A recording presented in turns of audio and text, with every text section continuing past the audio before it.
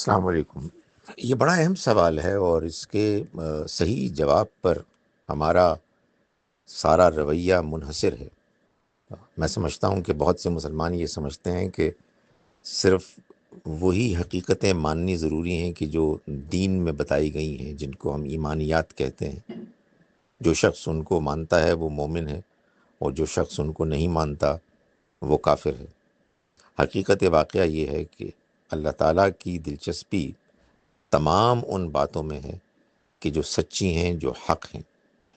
جو شخص ان کو دیانتداری سے مانے گا وہ مومن ہے، اور جو شخص ان کو ماننے سے انکار کرے گا، حالانکہ وہ ان کو سمجھتا ہے، جانتا ہے کہ وہ حق ہیں، لیکن صرف اس لیے انکار کرے گا کہ اس کے اندر تکبر ہے، یا وہ اس کی مرضی، اس کی خواہش کے، اس کے اپنے جو قوم کے لوگ ہیں، ان کے آباء و اجداد کے رسوم ہیں، ان کی تعلقات ہیں، ان سے ٹکراتی ہے تو وہ نہیں مانتا۔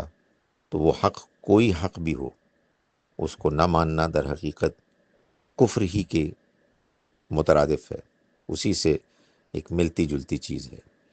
اللہ کو دنیا کے تمام حق، تمام سچ مطلوب ہیں کہ ان کو مانا جائے، اور اللہ تعالیٰ ان لوگوں سے نفرت کرتا ہے کہ جو حق بات کو، سچ بات کو ٹھکراتے ہیں، اس کا انکار کرتے ہیں، صرف اس لیے کہ وہ ان کی اپنی انٹرسٹ، ان کی اپنی مرضی، ان کی اپنے خواہشات کے مطابق نہیں۔